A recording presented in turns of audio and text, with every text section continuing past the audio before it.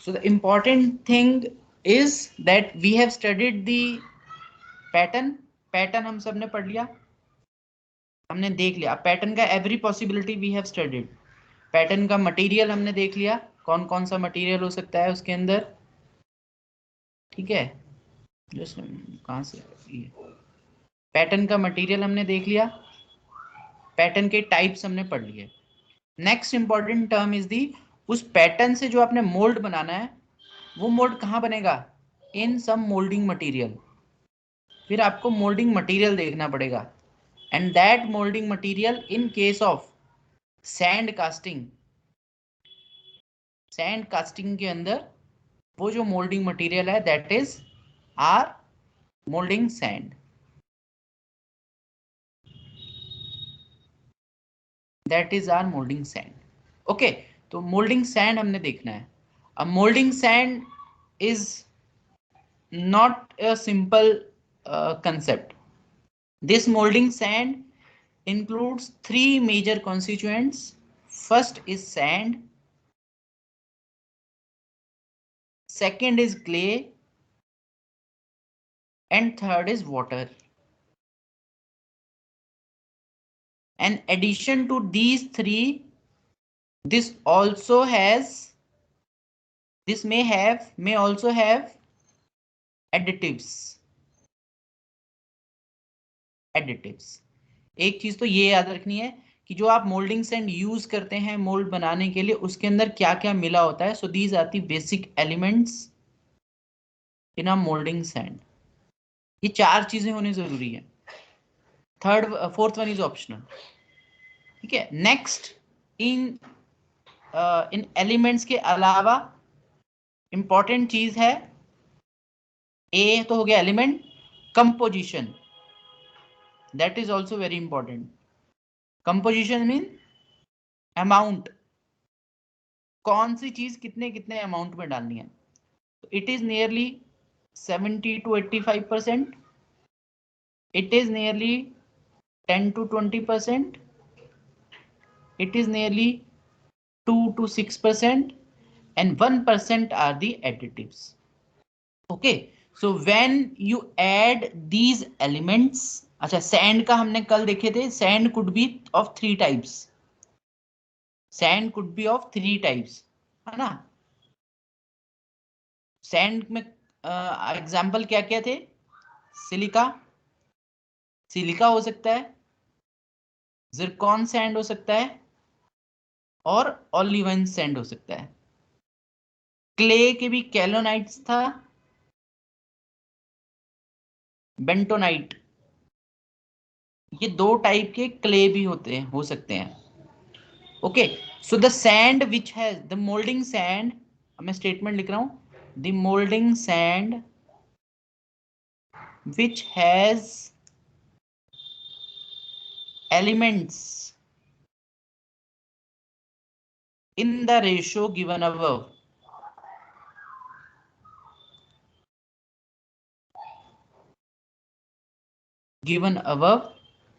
is called as, very important term, green sand। उसको हम green sand बोलते हैं, that is known as green sand। the word green does not relate to color, वो देखने में green नहीं होगी। Green represents that it has, sand has moisture and these elements, तब मैं उस सैंड को बच्चे ग्रीन सैंड बोलूंगा। Is it clear? Green sand में कब बोलूंगा, हम साथ के साथ मोल्डिंग सैंड के साथ साथ टाइप्स ऑफ सैंड भी पढ़ रहे हैं, types of sand. So it is green sand. जब इस रेशियो में आप डालेंगे ग्रीन सैंड, रेशियो तो चेंज मोल्डिंग करोगे। सैंड का दूसरा नाम ग्रीन सैंड है? मोल्डिंग सैंड का एक टाइप है green sand, okay. There may be other types, अभी हम देखते हैं। तो हम तीन टॉपिक पढ़ रहे हैं साथ के साथ। मोल्डिंग सैंड आपको क्लियर हो गया, मोल्डिंग सैंड होगा क्या, उसके अंदर ये होगा, ये होगा, और ये होगा, साथ में कुछ एडिटिव्स भी होंगे।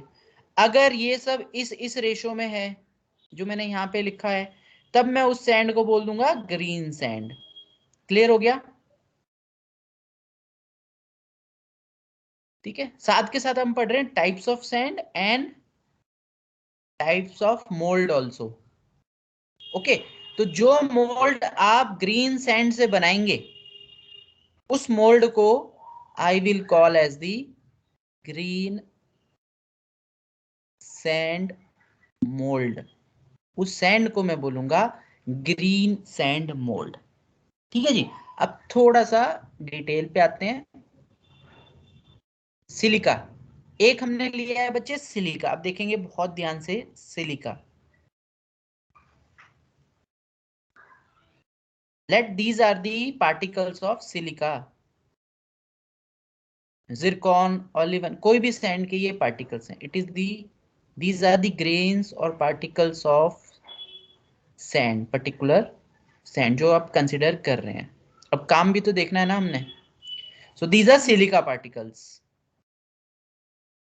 जो इस शेप में है, that is representing the silica particles. ठीक है जी। क्या आपको देख के लग रहा है that these are irregular in shape? These are irregular in shape, they do not have defined shape. कोई डिफाइंड शेप नहीं है इनकी, इरेगुलर है। साइज में वेरी, साइज में वेरी,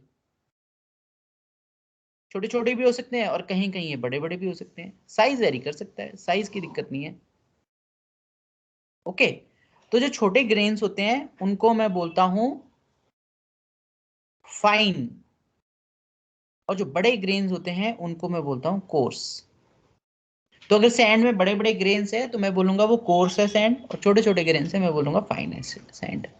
ठीक है। अब देखो, अब दूसरा एलिमेंट क्या था सिलिका के बाद? दूसरा एलिमेंट क्या है? क्ले। क्ले की ये होगी शेप, ये शेप रिप्रेजेंट कर रही है क्ले। अब मैंने क्या किया, यहाँ पे क्ले बना दिया।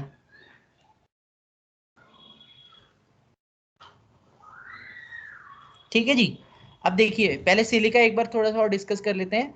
Since silica is random in shape,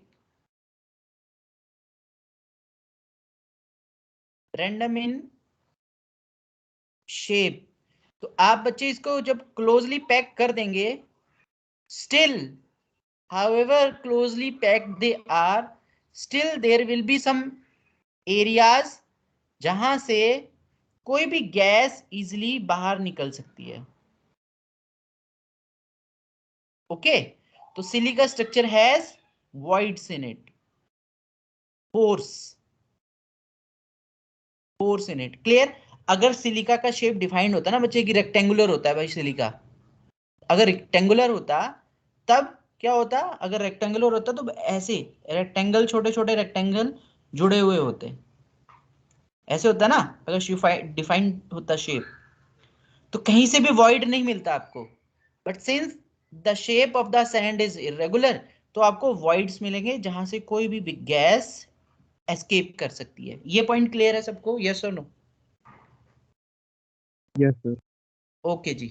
अब उस सिलिका के अंदर मैंने डाल दिया क्ले, ये जो ग्रीन कलर का है ये मैंने डाल दिया क्ले। क्ले क्या करेगा बच्चे, जहां जहां वॉइड्स मिल रहे हैं, जैसे ये वॉइड था यहाँ पे क्ले आ जाएगा, ये वॉइड था यहाँ पे क्ले आ जाएगा, ये वॉइड था यहाँ पे क्ले आ जाएगा। ठीक है जी। अब देखिए सिलिका का जो कंटेंट था वो था 70%, 70 और 85% तक था। क्ले का कंटेंट है सिर्फ 10 से 20%। तो क्या जो क्ले के पार्टिकल हैं वो सारे वॉइड्स को कवर कर सकते हैं?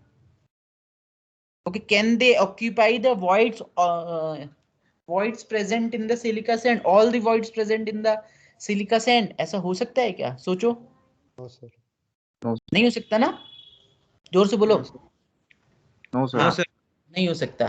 ठीक है, अगर होता तो सारे वॉइड्स कवर हो जाते। तो सिलिका है 10% या 20% मैक्सिमम, तो नहीं हो पा रहा भाई। और सिलिका था 70 से 80-85%, तो नहीं हो सकता, बिल्कुल नहीं हो सकता। चलिए, दैट इज करेक्ट, इतना आपको समझ आ गया। ठीक है, क्ले का जो काम होता है, अब देखिए वर्क देखते हैं थोड़ा सा। क्ले का जो मेन वर्क होता है that is to bind together, that is to bind, it acts as a binder. ये बाइंड करता है सिलिका पार्टिकल्स को, it acts as a binder. जैसे कंस्ट्रक्शन साइट आपने देखा होगा, वहां पे कोई भी कंस्ट्रक्शन हो रहा है, सो दे ऐड सम सीमेंट, है ना, स्ट्रॉन्ग बनाने के लिए सीमेंट ऐड करते हैं। तो clay is acting like that, वो सीमेंट ऐड कर रहा है। अब बताइए बच्चे, इट इज, अच्छा एक स्टेटमेंट और लिख रहा हूं, वो फिर समझना, फिर बताना अगर नहीं आए समझ में, that clay is only active या only get activated in the presence of water या मॉइस्चर। अब समझना बच्चे, वॉइड तो ले लिए क्ले ने, बट अभी बॉन्ड नहीं बना है। अभी भी अगर आप सिलिका और क्ले के मिक्सचर को हाथ में लोगे और हाथ की मुट्ठी को खोल दोगे बच्चे, हाथ खोल दोगे तो सारा सैंड और क्ले नीचे गिर जाएगा, है ना। फिर आप डालेंगे बच्चे इसके अंदर वाटर, फिर आपने तीसरा एलिमेंट डाला water, third element you added is water, जो कि 2 से 6% था। जैसे ही आप वाटर ऐड करेंगे बच्चे, it get activates, the clay gets activates and will make bonds with the silica. Nearby जो सिलिका होगा उसके साथ ये बॉन्ड बनाना शुरू कर देगा। It will make bonds as soon as water is added, as soon as it will get moisture, it will make bonds, strong bonds बना लेगा ये। क्लियर हो गया। वाटर नहीं होगा तो कोई बॉन्ड नहीं होगा, जैसे ही वो ऐड किया तो बॉन्डिंग हो जाएगी, और बॉन्डिंग होने से स्ट्रेंथ आ जाएगी सैंड के अंदर। अब आप उसको हाथ में लेंगे, सैंड को मिक्स करने के बाद हाथ खोलेंगे तो वो आपके हाथ की शेप ले लेगा। And similar for the pattern, जैसे ही मैं पैटर्न के अराउंड में सैंड को रैप करूंगा, पैटर्न को निकालूंगा, तो सेम शेप का आपके पास पैटर्न का मोल्ड आ जाएगा। So this is the mechanism behind the mold making for green sand। ये अभी green sand की बात की है हमने, और जो इस सैंड से मोल्ड बनता है उस सैंड को मैं बोलूंगा green sand mould. Is it clear? Any doubt in it?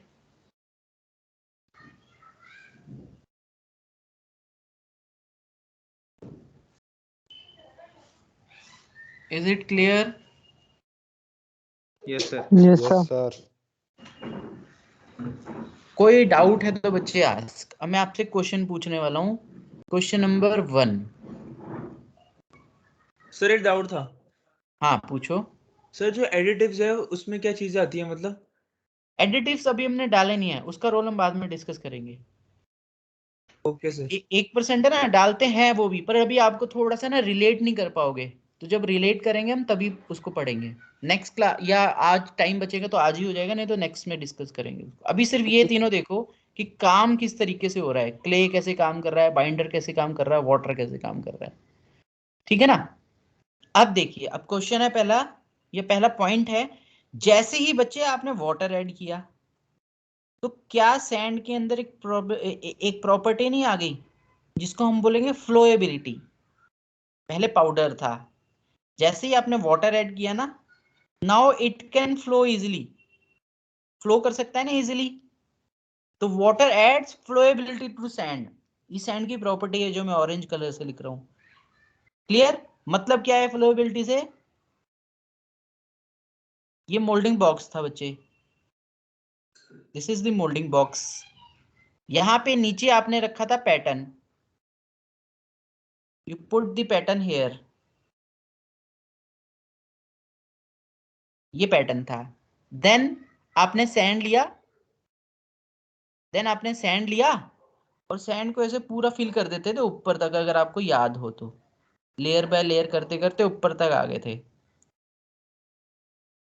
उसके बाद क्या करते थे, एक टूल लेते थे और उस टूल का नाम होता था बच्चे रैमर। फिर आप एक रैमर टूल लेते थे, इस तरीके का एक स्ट्रक्चर सा आपको याद आया होगा, ऐसा Yes, एक sir. टूल लेते थे और इस टूल से ऊपर से आप फोर्स लगाते थे। वो फोर्स इस सैंड, ये सैंड है, ये सैंड के ऊपर लगता था। अब बच्चे अगर सैंड के अंदर फ्लोएबिलिटी कम है, इफ द सैंड हैज, चलो if the sand has good flowability, कम से अच्छा है, फ्लोएबिलिटी अच्छी है, इट हैज गुड फ्लोएबिलिटी, तो जैसे ही आप फोर्स लगाएंगे ना बच्चे, तो ये जो सैंड के पार्टिकल्स हैं, ये सैंड के पार्टिकल्स मोल्डिंग बॉक्स की शेप ले लेंगे, ये फ्लो करना शुरू कर देंगे यहां से। क्लियर हुआ? और अगर फ्लोएबिलिटी नहीं होगी, अगर सैंड के अंदर फ्लोएबिलिटी नहीं थी, नॉट गुड, तब क्या होगा? आप ऊपर से फोर्स लगाते रहेंगे और सैंड अपने जो एरियाज है मोल्डिंग बॉक्स के या पैटर्न के अराउंड में, उनको वो फिल नहीं कर पाएगा, उनको वो फिल नहीं कर पाएगा। क्लियर हुआ ये? सर एक डाउट था। हाँ बोलो। सर मान लो सर जो सैंड की फ्लूइडिटी गुड नहीं है, लेकिन सर एक टाइम तो ऐसा आएगा कि वो फिल कर देगा। बच्चा वो टाइम कब आएगा? After working for hours, after working for more time as compare to the previous one. और इंडस्ट्री में बच्चा टाइम इज मनी, और everywhere time is money, time is productivity. तो कोई वर्कर जिसने सैंड की नॉलेज थी, उसने उसकी फ्लोएबिलिटी इतनी रखी कि वो 1 आवर में 10 मोल्ड बना दे रहा है। और कोई वर्कर, ठीक है, 1-2 क्लास एमपी की अटेंड करके गया सिर्फ, वो जाके कम फ्लोएबिलिटी की सैंड से मोल्ड बनाने लग रहा है और 1 घंटे में 2 ही मोल्ड बन पा रहे हैं। तो बच्चे प्रोडक्ट की कॉस्ट बढ़ जाएगी ना फिर, क्योंकि कॉस्ट तो वो अपने टाइम के हिसाब से रखेगा ना प्रोडक्ट की। हाँ समझ जी रहे हो? सर। तो आपको बच्चे ऑप्टिमम रखनी पड़ती है। तो पहली प्रॉपर्टी हमने डिस्कस की, that is flowability, flowability. Is it clear to everyone? Yes sir. अब मुझे बताएंगे, यस सर। ये जो 3 एलिमेंट हमने डाले थे, सिलिका, क्ले एंड वाटर, इन तीनों में से किसके डालने से फ्लोएबिलिटी बढ़ेगी? वाटर। वाटर। वाटर, है ना? तो वाटर अगर आप इंक्रीज करते हो तो फ्लोएबिलिटी इंक्रीज होगी टिल अ लिमिट। अब आप भैया, लिखा था 2 से 8%, आप गए अगेन तो फिर क्ले बिना, ही हट जाएगा। नहीं नहीं नहीं नहीं नहीं, आप गए बिना एमपी पढ़े और वाटर डाल दिया 30%, तब क्या होगा? ज्यादा लिक्विड हो जाएगा। हाँ, तो वो मोल्डिंग सैंड नहीं रहेगा बच्चे, that will convert to some mud, liquid. हाँ, वो मड की तरह हो जाएगा, उससे नहीं कर पाओगे कुछ भी, वो फ्लो ही करता रहेगा, पानी हो जाएगा वो, तो लिक्विडिटी बढ़ जाएगी। तो yes that sir. Is why ratio इस ही में रखना है। समझ गए? अगर कम कर दिया तो फ्लोएबिलिटी कम हो रही है, ठीक ठाक कर रहे हो, जैसे जैसे मान लो 2% डाला था तो कम थी, फिर बढ़ाया, फ्लोएबिलिटी बढ़ती है, बढ़ रही है, बढ़ रही है, 8 से 10% तक भी कोई दिक्कत नहीं है। बट आप एकदम से इतनी बढ़ा दोगे जो जरूरत नहीं है, पानी ही पानी कर दोगे, तो सैंड कहाँ बचेगा उसमें? क्लियर ना? ठीक है जी। So this is the effect of water on the flowability. Clear everyone? Yes sir. चलिए, यस सर। ओके जी। नेक्स्ट है बच्चे, हाँ, नेक्स्ट प्रॉपर्टी हम सैंड की पढ़ते हैं, दैट इज पोरोसिटी। पोरोसिटी, या इसको हम बोलते हैं परमिएबिलिटी, परमिएबिलिटी। नेक्स्ट प्रॉपर्टी जो हम पढ़ रहे हैं, दैट इज पोरोसिटी और परमिएबिलिटी। अब देखिए बच्चे, अभी अभी हमने देखा कि जो सैंड का जो स्ट्रक्चर होता है, that is porous in nature, वो पोरस होता है अपने आप में। तो आपने एक मोल्ड बनाया है, मैं स्प्रू और रनर नहीं बना रहा हूं बच्चे, sprue and riser by default they are there, यहाँ पे स्प्रू होगा, यहाँ पे रनर होगा, गेट होगा, राइजर होगा, उधर गेट होगा, रनर होगा, स्प्रू वेल होगा, सब कुछ होगा। ये आपने बच्चे मोल्ड बनाया, ठीक है? मोल्ड के अराउंड में सैंड है और सैंड का स्ट्रक्चर है ऐसा,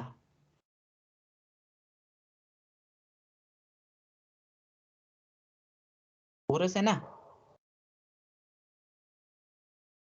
और कहीं कहीं पे क्ले होगा, ये तो सैंड है, क्ले का भी कांटेक्ट होगा, क्ले हमने ग्रीन से बनाया था शायद, मान लो यहाँ पे क्ले आ गया, यहाँ पे क्ले आ गया, यहाँ पे क्ले आ गया, यहाँ पे आ गया, यहाँ पे आ गया क्ले, यहाँ पे आ गया क्ले, और कहीं पे भी आ गया, चलो ये आ गया क्ले। क्लियर? ग्रीन है हमारा क्ले और ब्लैक था हमारा सिलिका, और ये है मोल्ड। अब आपने मटेरियल लिक्विड जो है वो पोर किया। जैसे ही आप लिक्विड इसके अंदर पोर करोगे, that will fill this mould, वो इस मोल्ड को फिल कर देगा, कोई दिक्कत नहीं है हमें, अच्छी बात है, फिल हो गया, अब प्रोडक्ट बनेगा आपका। अब बच्चे क्या होगा, दिस सैंड, जो ये सैंड मैंने बनाई है, उस सैंड के अंदर हमने वाटर भी ऐड किया था।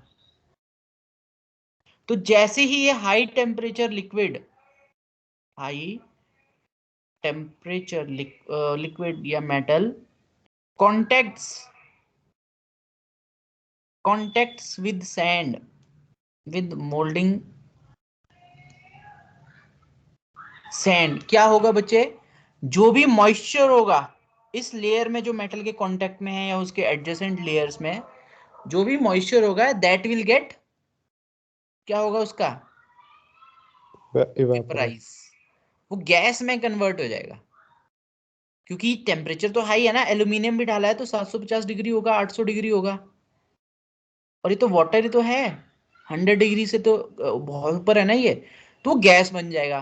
तो जो इस मोल्ड में, क्लोज्ड मोल्ड में मेटल होगा और एडजेसेंट में जो सैंड होगा, वो गैस बनाएगा, that will make the vapours. ठीक है जी। अब ये वेपर जो है, कुछ तो राइजर के थ्रू भी निकल जाएंगे, यहाँ पे राइजर भी तो होता है ना, ओपन टू एयर होता है, कुछ तो बच्चे वहां से भी निकल जाएंगे, और कुछ ये जो पोर्स होते हैं हमारे, यहां से निकल के बाहर आ जाते हैं इस मोल्डिंग एरिया से, इस मोल्डिंग एरिया से। So permeability is the ability of the sand to let pass या to escapes the gases easily, to escape the gases easily, उस प्रॉपर्टी को कहता हूं मैं बच्चे परमिएबिलिटी। अब अगर ये नहीं होती परमिएबिलिटी, तब क्या होता, तब बच्चे जब ये सॉलिडिफाई होता हमारा प्रोडक्ट, तो सॉलिडिफाई होने के बाद आपने तो बहुत अच्छा बनाया है, बट जब आप किसी को सप्लाई करोगे या टेस्ट करोगे या सप्लायर टेस्ट करेगा, वो आपको, आपका जो सैंपल्स होंगे, जो प्रोडक्ट होंगे, उनको रिजेक्ट करके वापस दे देगा। क्योंकि मोल्ड के अंदर आप देखेंगे कुछ एयर के पार्टिकल्स एंट्रैप्ड हो गए हैं। अब एयर ऐसा तो नहीं है भाई, एयर वॉल्यूम तो ले रहा है ना, वो वॉल्यूम किसका लेगा, वो वॉल्यूम ले रहा है मेटल का। मेटल की जगह आप देखेंगे छोटे छोटे आपको होल्स दिखेंगे उस प्रोडक्ट के अंदर, जब आप इसको टेस्ट करेंगे। Clear? So it is a defect, ये डिफेक्ट है। यहाँ पे मेटल होना चाहिए था। मेटल कैसे होगा, जब सारी गैस यहां से निकल जाएगी, और वो कैसे निकलेगी, थ्रू दिस पोर्स, या आप एक्सटर्नली वेंट्स बनाते हो सैंड के ऊपर, उससे निकलती है, या इन पोर्स से निकलती है। Is it clear? क्ले हमने 10 से 20% क्यों डाली है, ये पोर्स हमने खाली क्यों रहने दिए, is it clear? Yes sir. ये क्लियर हो गया, ताकि Yes, sir. ड्यूरिंग वेपराइजेशन जो गैस बनेगा, वो कहीं ना कहीं बाहर निकलने के लिए उसके पास रास्ता होना चाहिए, इसलिए हमें पोर्स छोड़ने पड़ते हैं। आप चाहते तो सिलिका 50% डाल दो, क्ले 50% डाल दो, जो मोल्ड बनेगा बहुत ज्यादा स्ट्रांग बन जाएगा ना, वैसा बना लो, बट परमेबिलिटी नहीं होगी उसमें। Clear? So this is the second property which is the permeability और पोरोसिटी। ओके बच्चा। थर्ड थर्ड प्रॉपर्टी है हमारी refractoriness. Refractoriness, okay, it represents the ability, पहले मैं लिख देता हूं ना, of the sand to withstand elevated temperatures and does not lose mould hardness, ये वो प्रॉपर्टी है बच्चा जिसके कारण जो हमारा मोल्ड होता है, जो हमारा मोल्ड है, मोल्ड को दोबारा बनाते हैं, जो हमारा मोल्ड है वो एट एलिवेटेड टेम्परेचर्स अपनी हार्डनेस को लूज नहीं करता है। एलिवेटेड टेम्परेचर मतलब जैसे ही आप लिक्विड डालेंगे बच्चे, तो लिक्विड डालने से हमने देखा कि लिक्विड डालने से हाई टेम्परेचर पे जैसे ही आपने इसके अंदर लिक्विड फिल किया, लिक्विड का टेम्परेचर है 750, 800, 900 डिग्री सेल्सियस। तो ऐसा नहीं होना चाहिए कि जैसे ही आप बच्चे लिक्विड इसके अंदर पोर करें तो लिक्विड डालते ही ये जो मोल्ड की बाउंड्री है, इट शुड बी शार्प। मतलब जैसा प्रोडक्ट है वैसी होनी चाहिए ना, बिल्कुल शार्प ऐसी। ऐसा नहीं हो कि टेम्परेचर बढ़ते ही ये जो मोल्ड की बाउंड्री है वो डिस्टॉर्ट हो जाए, ये डिस्टॉर्ट हो जाए। और या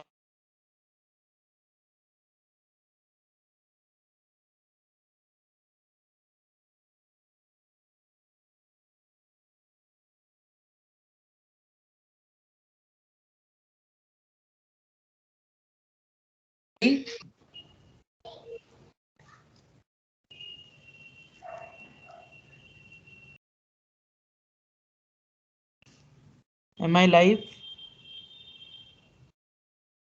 यस यस। तो मोल्ड की बाउंड्री Yes, ऐसा sir. नहीं होना चाहिए कि टेम्परेचर बढ़ते ही ये जो बाउंड्री ऐसे स्ट्रेट थी ये थोड़ी सी डिस्टॉर्ट हो जाए। हो सकती है ना बच्चा, हाई टेम्परेचर पे इतना हाई टेम्परेचर है, मेटल को पिघला दे रहा है, तो ये तो सैंड ही तो है। ऐसा ऐसा ना हो जाए कहीं मोल्ड, तो प्रोडक्ट भी ऐसे ही बिल्कुल रफ बनेगा, तो काम का नहीं है फिर, है ना, आपको चेंज करना पड़ेगा। तो वो प्रॉपर्टी सैंड के अंदर होनी चाहिए, उस प्रॉपर्टी को बोलते हैं रिफ्रैक्टोरिनेस। और वो प्रॉपर्टी सैंड के अंदर किस कारण आती है? वो प्रॉपर्टी आती है बच्चे सैंड के अंदर because of the presence of silica. This silica can bear very high temperatures very easily. बहुत हाई टेम्परेचर पे सिलिका अपनी शेप को चेंज नहीं करता है। Clear? So this property is refractoriness. Clear to all? Yes, sir. Next we have cohesiveness. ये आप सबको पता है। Fifth we have adhesiveness. Sixth we can say strength.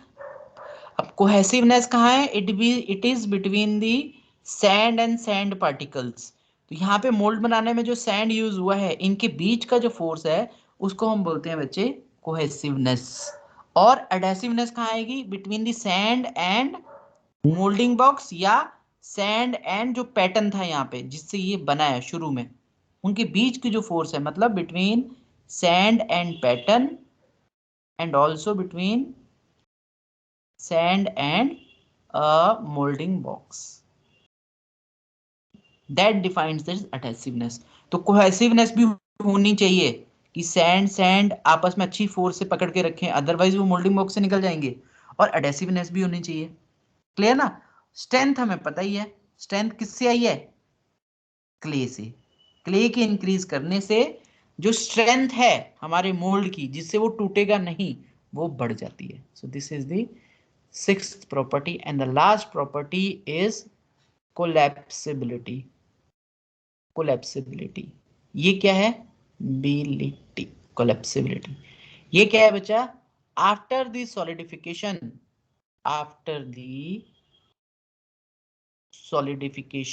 Solidify होने के बाद मेटल की प्रोडक्ट बन चुका है। नेक्स्ट स्टेप क्या करते हो फिर आप? What you will do? Break the mold. आप इस मोल्ड को तोड़ना पड़ेगा। ये जो मोल्ड बनाया था ना आपने, अभी फिल हो चुका है, अभी तोड़ना भी तो पड़ेगा, तभी तो सैंड से बाहर आएगा ना ये हमारा प्रोडक्ट, या कास्टिंग बोलते हैं ना इसको हम। तोड़ना पड़ेगा ये। तो तोड़ने के लिए ऐसा नहीं होना चाहिए कि भी तोड़ने के लिए आपके हथौड़ा और हैमर्स और हैवी, है ना, स्लेज हैमर लेके आ रहे हो आप इसको तोड़ने के लिए, ऐसा नहीं होना चाहिए। आप थोड़ा सा इसको वाइब्रेट करेंगे, ठीक है, थोड़ा सा शेयर करेंगे, है ना, और हिलाएंगे, अपने आप ये वाइब्रेट करेंगे, शेयर करेंगे, फोर्स लगाएंगे थोड़ा सा, उससे ये कोलैप्स हो जाएगा। सैंड के पार्टिकल जो है वो अलग हो जाएंगे प्रोडक्ट के पार्टिकल से। तो उस प्रॉपर्टी को हम कहते हैं कोलैप्सिबिलिटी. So these are the 7 properties which a sand must have in order to have a good mold. Clear हो गया? Yes, sir. ओके जी. अब छोटी सी बात और है, 2-3 मिनट है. टाइप्स ऑफ सैंड में हमने ग्रीन सैंड देख लिया. ग्रीन सैंड से जो मोल्ड बनेगा उस मोल्ड को मैं कहता हूं ग्रीन सैंड मोल्ड. ठीक है जी, ये आपने मोल्ड बनाया. अब बच्चे अगर आप इस मोल्ड को किसी अवन में रख देते हो या इसको हीट करते हो, देखो वाटर ने अपना काम कर दिया, बॉन्डिंग बना दी है क्ले के साथ. अब जो वाटर रह गया, वाटर का काम हो गया. अब आपने इसको हीट कर दिया. हीट करने से क्या होगा, ये जो पूरा मोल्ड मोल्ड बना था it will gate dried up. ये ड्राई हो जाएगा ना सारा. तो जो नया मोल्ड बना है, अब after baking it, after heating it at some temperature, जहां से वाटर रिमूव हो जाता है, अब उस मोल्ड को मैं बोलूंगा ड्राई सैंड मोल्ड. वो कहलाएगा बच्चे ड्राई सैंड मोल्ड. और इससे एसोसिएटेड जो हमारी सैंड है उसको मैं बोलूंगा dry sand. Silica is same, clay is same, only water is absent. Clear हो गया? Is it clear? Yes, sir. ठीक है जी. थर्ड टाइप का सैंड और मोल्ड आता है हमारा लोम सैंड. लोम सैंड जो हमने स्केलेटन पैटर्न अभी अभी देखा था, हमने स्केलेटन पैटर्न वो बनाने में भी काम आता है. लोम सैंड में क्या होगा, it has very important clay 50%, 50% clay होगा इसमें, 50% क्ले होगा, कुछ परसेंट वाटर होगा, सिलिका उस हिसाब से कम हो जाएगा, but it will have 50% clay in it. उसका क्या मतलब है, परमेबिलिटी होगी क्या इसके अंदर? Will it have permeability loam sand? No, sir. No, है ना. तो परमेबिलिटी उस सैंड में बिल्कुल नहीं होगी. और उस सैंड से जो हम मोल्ड बनाएंगे उस मोल्ड को हम कहते हैं लोम मोल्ड. उसको मैं कहता हूं बच्चे लोम मोल्ड. जैसे स्केलेटन पैटर्न हमने देखा, वहां पे भी आप बना सकते हैं. ये स्टिक्स लिया, इसको मैंने लोम सैंड से भर दिया, फिर इस पैटर्न से मोल्ड बनेगा ना आपका. वो आप चाहे किसी भी सैंड में बनाओ, ग्रीन में बनाओ, कुछ में बनाओ. तो यहाँ पे परमेबिलिटी की जरूरत है. There is no need of permeability pattern बनाने में. कोई जरूरत ही नहीं है परमेबिलिटी की, है ना. या मोल्ड आपने ऐसा बनाया है जो बिल्कुल ओपन है, एयर से ओपन है, वहां पे भी परमेबिलिटी की कोई जरूरत नहीं है. ठीक है ना. तो उन केसेस में जैसे बेल शेप कोई स्ट्रक्चर बनाना है आपने, बेल, इसमें हम स्केलेटन पैटर्न यूज करते हैं और लोम मोल्ड बनाते हैं, लोम सैंड यूज करते हैं. ठीक है, बेल, तो वहां पे इसका यूज होगा स्केलेटन पैटर्न लोम सैंड का. क्लियर? फोर्थ टाइप का जो सैंड होता है that is the parting sand. Parting sand. तो एक मोल्डिंग बॉक्स को दूसरे मोल्डिंग बॉक्स से सेपरेट करने के लिए जो सैंड यूज होता है उसको मैं कहता हूं पार्टिंग सैंड. तो एक मोल्डिंग बॉक्स बच्ची ये रहा, इसके अंदर आपने प्रोडक्ट बनाया है, ये दूसरा मोल्डिंग बॉक्स ये रहा, इसके नीचे वाला. अब अगर इन दोनों को मैं ऐसे ही रख दूंगा तो यहाँ पे भी ग्रीन सैंड है, यहाँ पे भी ग्रीन सैंड है, सेम सैंड हो गया ना, तो कोहेसिव फोर्स आ जाएगा. तो उस चीज को नेग्लेक्ट, उस चीज को नलिफाई करने के लिए आप जो फेसिस है इसके, यहाँ पे आप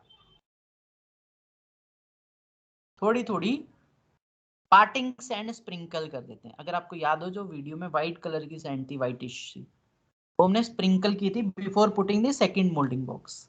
तो अब अगर आप इस मोल्डिंग बॉक्स को इसके साथ कांटेक्ट करते हो, इसके ऊपर रखते हो, तो there will be no issue, कोई इशू नहीं होगा.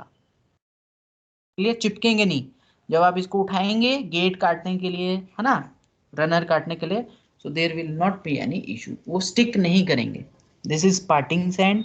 And last sand is facing sand. Last sand is facing sand. It is applied on pattern faces. Pattern faces. Pattern अपना इजीली रिमूव हो जाए तो पैटर्न मान लो ये है, इसको सैंड में रखने से, मोल्डिंग बॉक्स से रखने से पहले इसके ऊपर भी ना हम एक सैंड लगा देते हैं। इट इज ड्राई, ड्राई होती है नेचर में, और सैंड स्प्रिंकल कर देते हैं, ड्राई सैंड, ताकि पैटर्न भी इजीली रिमूव हो जाए। और उसकी फेसिस पे लगता है पैटर्न के, faces of pattern. This is the are facing sand. Okay, is it clear? Any doubt? Properties, type of mold and types of sands. Any doubt you may ask.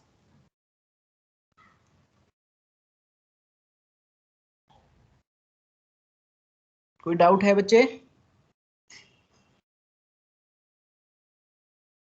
No sir. नहीं? Sir okay, हाँ जी, हाँ जी, अरे, बताइए। जैसे ये bell का था, हाँ लोम्स हाँ हाँ, वाला, तो इसमें बेल जब देखो कैसे बनता है, मैं आपको ब्रीफ में बता देता हूँ जल्दी से। बेल की जो भी मेजर एरिया है ना, वहां पे हम बच्चे ब्रिक्स लगा देते हैं, ठीक है जी। और जो जो कर्वेचर वाला एरिया आ गया, वो मेंटेन करने के लिए आप स्टिक्स लगा देते हैं। यहाँ पे आपने स्टिक लगा दिया, एक स्टिक लगा दिया, एक स्टिक लगा दिया, एक स्टिक लगा दिया, ऐसे आपने स्टिक्स लगा दिए,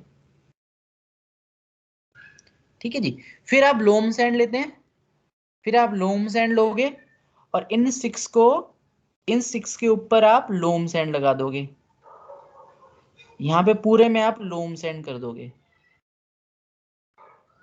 तो ये पैटर्न बन चुका है अब आपका। This is pattern. Maximum area brick से कवर कर लिया, फिर स्टिक्स लगा दिए, और होल्ड करने के लिए स्टिक्स लगा दिए ना लोम सैंड को, ऊपर से लोम सैंड डाल दिया। अब आपने बच्चा जब इसकी कास्टिंग करनी, अब तो लोम सैंड से बना हुआ है ना, मोल्ड बन गया है लोम सैंड। अब बच्चे जब आप इसके अंदर मेटल पोर करेंगे, दैट इज इंपॉर्टेंट, क्योंकि पोरोसिटी तो है नहीं, लोम सैंड है। नॉर्मल तरीके से अगर आप बनाते तो प्रॉब्लम हो सकते थे। तो आप क्या करेंगे, जब आप इसके ऊपर मेटल को पोर करेंगे, ये कलर ले लेते हैं, तो टॉप से मेटल पोर होगा, और पोरिंग बच्चे ऐसी होगी, लेयर बाय लेयर। एक लेयर डाल दी मेटल की, धीरे धीरे लेयर डालते हैं, दूसरी लेयर डाली, यहां से पोरिंग की, मेटल विल फ्लो ना विद ग्रेविटी, ये गया नीचे गया, दूसरी लेयर डाला, तीसरी लेयर डाला, फोर्थ लेयर डाला। तो ऐसे हम लेयर बाय लेयर उसको सॉलिडिफाई होने देते हैं और मेटल को पोर करते देते हैं। फिर ये जो अंदर हमने मोल्ड बनाया था, इसको निकाल दो, तो अल्टीमेटली आपके पास क्या बच जाएगा, एक मेटल का स्ट्रक्चर बच जाएगा, और उस मेटल के स्ट्रक्चर को ही आप बेल बोल देते हैं। This is bell. ये हट जाएगा ना, फिर ये बेल शेप आ गया आपके पास। Okay sir, okay. ठीक है, इस तरीके से आप बेल का कंस्ट्रक्शन करते हैं। चलिए नेक्स्ट क्लास में मिलते हैं बच्चे। अटेंडेंस मैंने डाउनलोड कर ली है, you may leave the class. Thank you for joining. Thank you sir. Thank you sir. Okay thank you sir. Okay.